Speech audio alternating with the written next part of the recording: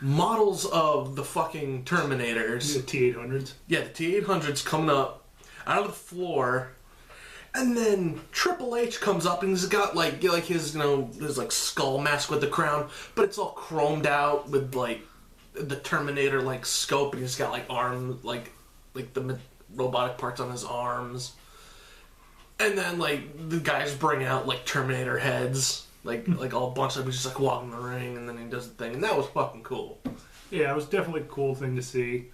I know Chudge brought it up, so I'm gonna steal his gimmick. And how cool would it have been if Sting had come out with RoboCop? And you got Arnold to walk Triple H to the ring, like in full like leather jacket, jeans, like Terminator. Yeah. I don't know who didn't spot that. That would have been cool. Like they didn't have to do anything, but just have them like looking back and forth at each other, like a guy in a RoboCop costume and Arnold. Like that just would have been a really cool moment. Yeah. I'm kind of sad they didn't do it. I'm sure Sting was like, "Fuck no," we're not referencing that shitty ass angle. I'm sure the people that own RoboCop don't want people to remember that angle. But just personally, in our hearts, that would have been. But alright, so the match itself started out, kind of bugs me whenever you see like a smaller guy hit the shoulder block on a bigger guy and he sells it. It's weird. I just don't do that. Like, I would have been cool if it was a clothesline, a back elbow, a fucking throat chop. Like, yeah, just something. It was kind of weird. Like, I get it's a classic Sting move, but classic Sting was a lot bigger than current Sting. It was a lot younger than current Sting. Yeah, Triple H just dwarfed Sting. Yeah. Like, Sting was in good shape, but Triple H is a fucking beast. So, Triple H sells for a while. He's getting, the best of Sting moves. And then after a while, it seemed like Sting just kind of ran out of steam. Yeah. I don't know, maybe he was just selling, but he looked like he was just mouth open, just like... Definitely, yeah, Sting was definitely... Yeah, he's a little winded. Taking it. Yeah, I mean, granted, he's 55. I mean, I'm not exactly... I thought he looked really good at the beginning of the match. Oh, yeah, absolutely. Triple H is a fucking professional. He made Sting look really good. Even when Sting was winded on the ground, he was still... He was doing his thing. Yeah. First half of the match, it was pretty even, Yeah. Sting starts to get his shit back in. He started to pull off, the inevitable Sting victory. DX would come running out. Or I like to call them the first car on the old man parade. And, none of them looking particularly great. No offense. I think Billy Gunn's probably looking the best. Excuse me, Mr. Ass. It's the DX version. So, they come out and get their shit pushed in. They give Sting the business. Yeah, no, Sting kicked their ass. Well, I'm just saying. So then, alright, then Triple H goes for his pedigree and Sting flips him out and whatever. And then, immediately, DX started whooping his ass. And then you get, the NWO coming out, and I'm a WCW guy. NWO and Sting feuded. There was a time where Sting was in the NWO, but that's not what Sting's remembered for. Yeah. And then again, everybody pretty much knows Scott Hall and Kevin Nash are Triple H's best friends after Shawn Michaels. So it's weird that they're well, tonight, I really like that Stinger guy. So that was weird. Hogan just looking frail as shit. X-Pac literally ran up like this. And yeah, and what... The one thing that surprised us is that Ric Flair didn't show up, and he didn't know which side to turn to. Oh no, yeah, because the interview was after this. Because I remember being no Ric Flair, and then he showed up in the interview. Right. Yeah, that's what I was calling for. Shawn Michaels just kind of appearing out of nowhere was cool. I called that. Yeah. I called it. It's because we saw the DX, and I was what, is Shawn Michaels gonna pop out of a helicopter or some shit? I was calling for Blue Tista to make his return. But oh man! All right, so getting towards the finish of the match, you get Triple H gets handed the sledgehammer, and he's all like, "I am the king, got a sledgehammer." And then Scott Hall hands a bat to Sting, and Sting's like, and then he breaks the sledgehammer with the bat. He hits a couple of his shits in there. Triple H gets to the ropes. Then you get this weird spot where Triple H palmed the sledgehammer to hide it, and Sting went for the Stinger Splash, and you're and that was it. That was the end. I was yeah. Huh. Then Then you get the weirdest part of the night, which was ruined later on. Re-ruined, I should say, because this scene was pretty fucking stupid. Like, immediately, as soon as I, like, why are they all standing around? Please, God, don't tell me they're going to hug or shake hands or show respect. You. Sure enough. This lie. You just built this whole feud on how much Triple H hates Sting.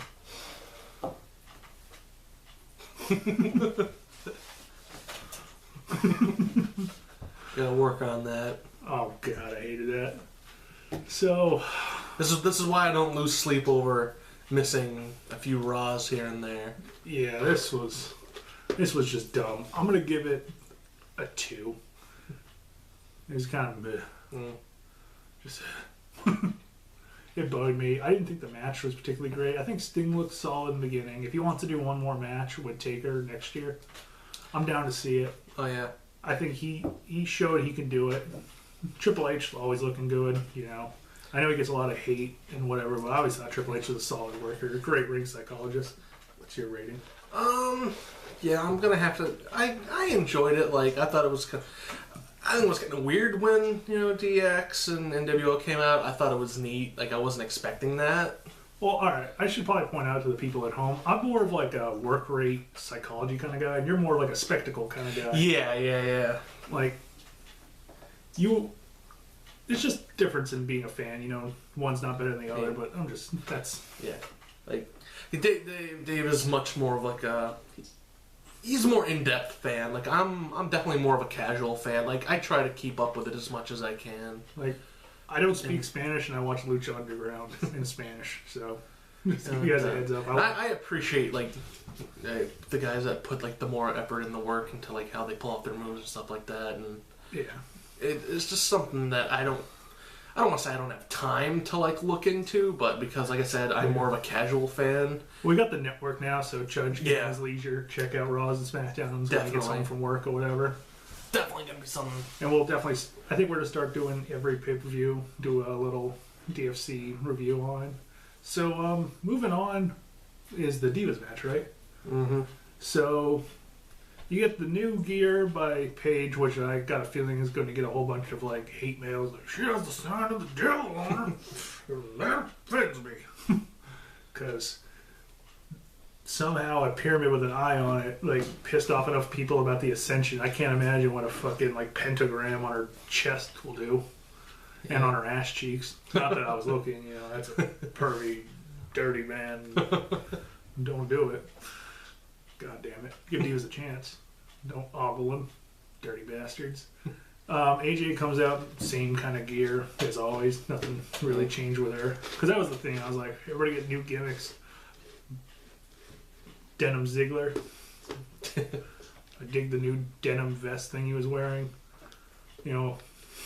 Mr. Stardustister. Everybody was getting their new ring gear on. But AJ had nothing. Not even a new shirt or anything. Bella Twins came out. Yeah, they were in pretty much standard things. Bree's now in like the shorty shorts like her sister. So, nice. Not complaining. Match was really gimmicky. Yeah. Like AJ was selling like she was Jamie Noble. She got hit like 3 times and spent like half the match on the ground. Like probably even more than half the match. Like yeah, probably. Like, all right, so Paige kind of sold for most of the match, and then she would get in a couple things later on. I gotta point out, I don't know what in the fuck. There was a one botch spot. Right. It was like a military press, I want to say. Like it spun out or something, and she like landed on her feet and then both fell down. And like, I don't know what they were going for there at all. Like, I don't know if it was supposed to be like a swing through and then like a face buster on the way down. It was bad. I was like, whoa, what the hell was that?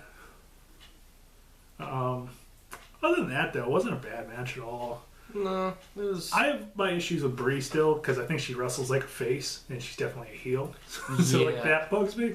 And what I mean by that, I'll reiterate in case you guys didn't see it in my last video, is she does like a lot of stuff like calling out to the crowd, and like it's one thing if you're antagonizing the crowd, like Nikki does it pretty well, like she'll yell and like, but like when you're yelling like Brie mode, that's not exactly like a heel thing. Yeah, it's a very, like you can tell like if Sheamus as like a heel was like, bro, it's like why are you trying to get a crowd thing going? Like, it's really weird. Like I feel like she wrestles as a face. Nikki's definitely got her heel moves on. She's wrestling like evil John Cena, as Aubrey over at Straight Shoot on YouTube has dubbed it. I definitely like it. I think she's looking really good. She's definitely stepping up. I think she's one of the strongest divas in the WWE's division right now, wrestling wise. I think she's still behind Paige and probably AJ. AJ, I don't know. I'm just not that big a fan of her. I know a lot of people really love her. You know, not to be like, oh, I don't like her. She's always screwing up. She's not. I mean, she's really good. She's just definitely. I don't get it. It's not my. Yeah. So it's like she. It goes back to that whole like technical versus like spectacle side of wrestling. Well, I mean, she's really solid technical. I don't know what it is. It's just something about AJ. I just like. Right.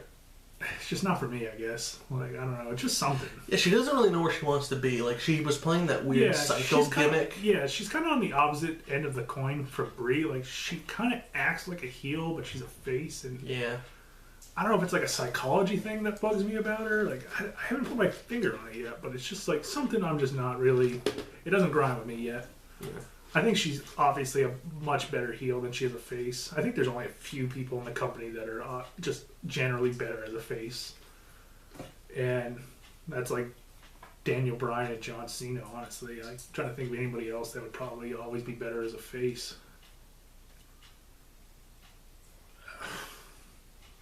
Maybe Seth Rollins when we get to see what he does on the big screen. I think he's a natural face. Like, he's just such a tremendous ring worker. Right.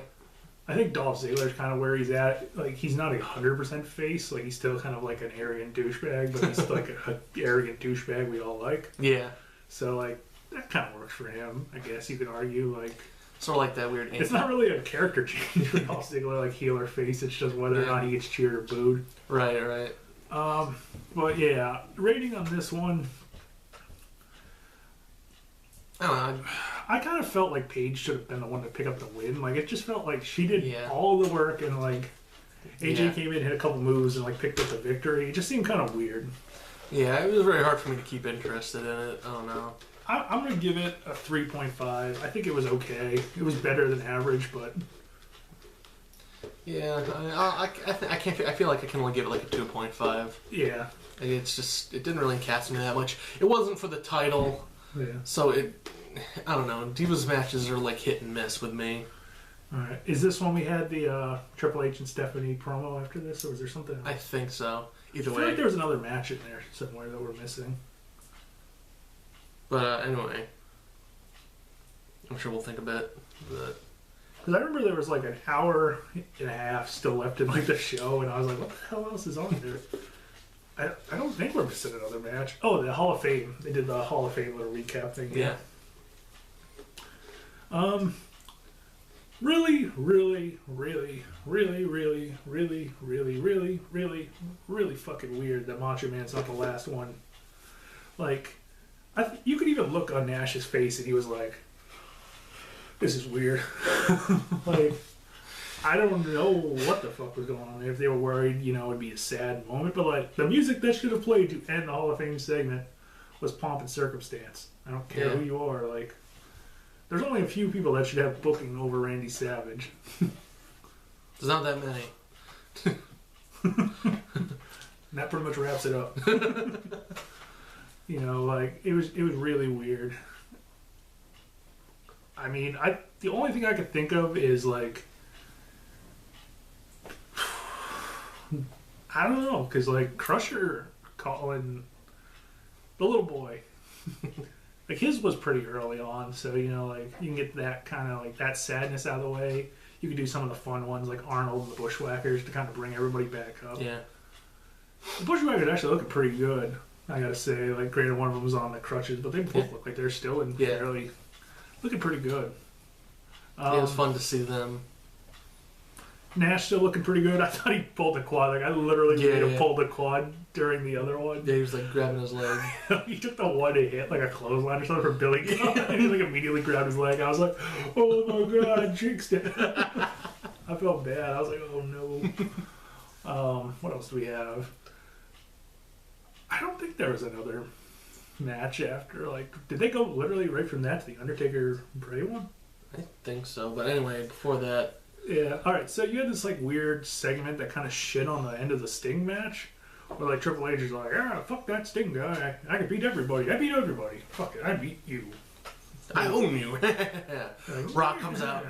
You do not own these people. You do not own the Rock. Yeah. Oh, all right. First and foremost, the Rock comes out. We get like 5 minutes of them just like. And everybody in the audience like, and like, hasn't done anything yet. Like, I get it, The Rock is here. I like Rock. I love Rock. In fact, I watch damn near all his movies. I've seen even like the ones that people make fun of. But it's just like weird. Like, you're jumping the shark, you guys. Yeah. So we get like Little Rock promo thing. We get Stephanie being just the biggest bitch in the whole wide world. And she's like, "Oh, you can't hit me, Rock. I'm a woman. Me. Get my ring." So The Rock goes and gets Ronda Rousey out of the audience. And you get like the Ronda Rousey, Stephanie McMahon face-off thing, and then Triple H and The Rock fight, and then Stephanie and like goes to hit Ronda Rousey. Or first, I should say, she like judo tosses Triple H, which is kind of weird. He like super oversold the shit out of it. Like, I was like, the fuck was that? I thought Brock Lesnar should just came out. Just scared everybody out of the ring. That's how I would end the segment. But alright, so you get the judo toss. And you get like Stephanie goes for like the slap and she catches her arm and like they sell it like she's gonna break her arm by holding her arm. It was weird. I know a lot of people are like kind of mixed fans between UFC and WWE. Like there's definitely a crossing point. I know a lot of people that really like both. I'm a little kind of out of UFC right now. I was a big fan like 08 to like 2010. I even got into like watching the old ones, but like I'm just not really into it right now. So it didn't do anything for me. You're not a big UFC guy, right? Nah, I never really have been. So like it's cool to see Ronda Rousey. I think if she ever wants to, you know, when she wants to hang up the belt, she could make good money in the WWE. I mean, they definitely could use her. I think she has, you know, a strong gimmick. She's got a strong look. She's got to step it up on the mic a bit, but I mean that's just something that'll have to take time. Yeah. Oh, also got to point out she had an It's Over 9,000 shirt. Oh yeah, the Vegeta. Fucking Vegeta. That was awesome. Yeah, getting that Dragon Ball Z heat. So yeah, that was pretty cool. But yeah, I definitely think she has a career in the WWE ahead of her. I think you're going to start seeing that with a lot of the guys in the UFC. They're going to start jumping ship now. You got a lot of guys getting older. I think you'll see a few, but there's no career for old guys in UFC. And WWE will just grab them up. Right. So that thing ends. You get the beginning, like Bray Wyatt's entrance. Really, really creepy. A good solid cool. Number 3. Yeah, that was a really cool between entrance. our two favorites, his was a solid 3. Like, it was awesome. Yeah, like, he had, like, all the scarecrows creeping out. Like, that was really cool. Yeah. A little on the longish side. Like, I kind of felt like they dragged a little bit too much with it. Yeah. And I gotta say, this whole match had one major element working against it. The sun was still up. Yeah. Like, if there was any match they should have closed the fucking roof for so it would be dark in there, like, this was just weird. Like, the full sun's up and it's like, I don't know. Bray comes out, you know, really solid entrance. Taker comes out and his pyro's not working on one side. So you got a guy, like, ran across to try to fix it, couldn't fix it. So yeah, you have, like, Taker in the sunlight and, like, just smoke. And he, like, starts walking, and he looks back, and you can tell, like, he's trying to set up for his, like, pyro spot, but it's not set right. Right. So then he continues walking. A little embarrassing. Yeah. He does his thing, you know. It's Undertaker. You get, like, half a pyro explosion. It's not the only problem they have with pyro then, right? Yeah, but... So, you get him. I think Taker looked really good in the match. He had his old school, you know, right early in the match, looking really solid. Bray really really looked good in this He's match. taking it like a champ and giving it like a champ. The Uranagi hit on Undertaker was like, holy shit. I thought he killed Taker. Like, Taker, like, sat up at first. He was like, oh, fuck that.